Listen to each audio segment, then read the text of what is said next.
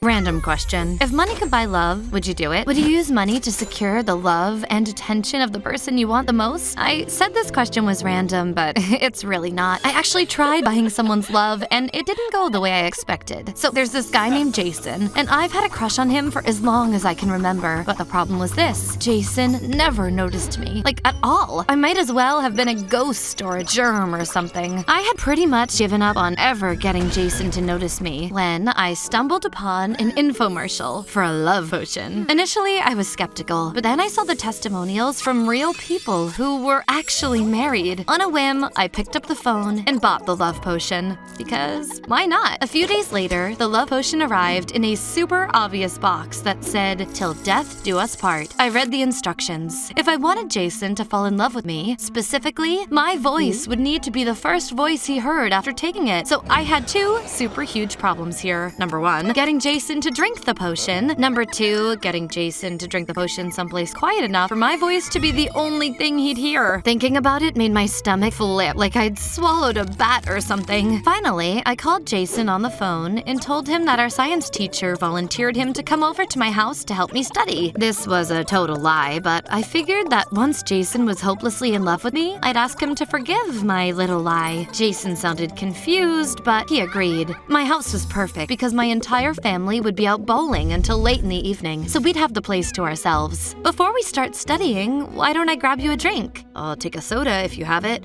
I slipped the potion into his soda.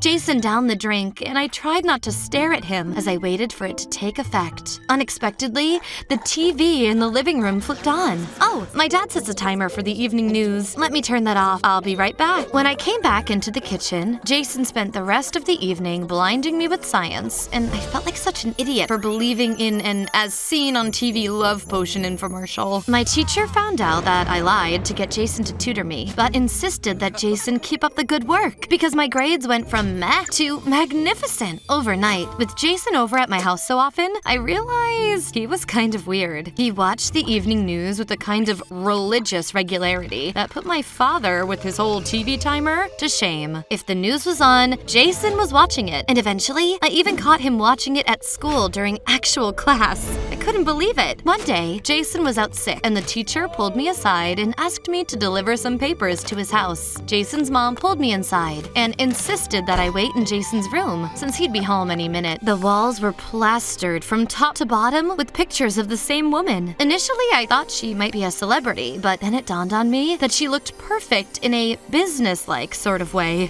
Oh my god, it's the woman from the evening news!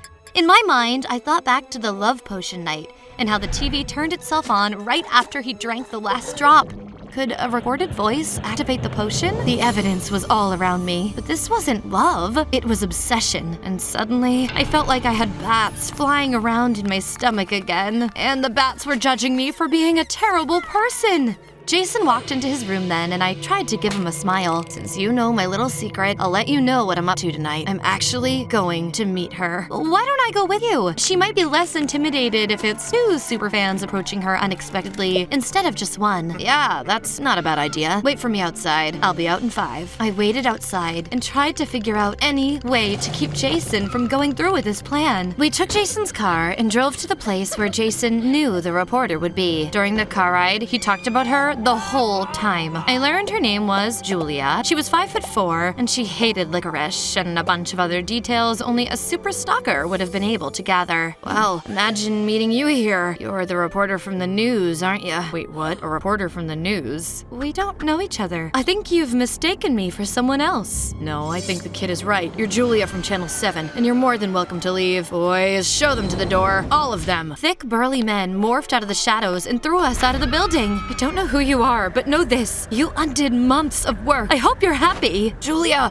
I'll make it up to you, I swear. When I got home that night, I immediately started searching for the antidote, but there wasn't one. In the weeks that followed, all I could do is follow Jason around and make sure he didn't do anything too drastic. He sent 1,000 roses to the news station and charged it to his mother's credit card, and he even hired a plane to write, "I'm sorry, Julia," in the sky over the station. He would have bought diamonds with his college fund, gotten a tattoo of Julia on his right arm, and other irreversible things if I hadn't been there to stop stop him. If the potion had worked as I planned, Jason would have basically been my slave. I should have thought of Jason as a person instead of a goal. That was seriously uncool of me. As I continued on my quest for an antidote to the love potion, I stumbled upon a potion that simulated death. At first, this seemed like the dumbest thing ever, but then I remembered the box the love potion arrived in that said, "Till death do us part." I reread the instructions. Sure enough, they said that once the potion was administered, it would be effective till death do us part. I bought a fake death potion and waited for it to arrive. It arrived in a box with a skull and crossbones. And again, I wondered why these boxes had to be so incredibly obvious. I tried the fake death potion out on a mouse I bought from a nearby pet store and waited. Sure enough, the mouse keeled over and died. Then I waited. In exactly 1 minute, the mouse jumped up and came back to life. So I now had my terrifying antidote and a terrifying plan. I needed to administer this potion to Julia. Then Jason's obsession would be broken and both of them would get their lives back. I summoned my courage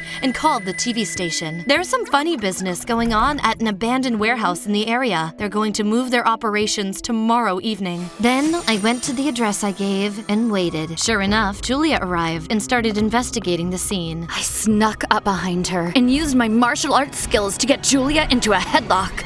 I was just seconds from pouring the fake death potion down her throat when, out of nowhere, Jason showed up. When he saw me attacking Julia, he went into a blind rage and started attacking me like a wild bear or something. Realizing that Jason wasn't going to stop until I wasn't fake dead but real dead, I started fighting him back. He was big and not thinking clearly, and I was small and had martial arts on my side. I got him into a chokehold and forced him to drink the fake death potion instead. He fell over, stone cold, exhausted.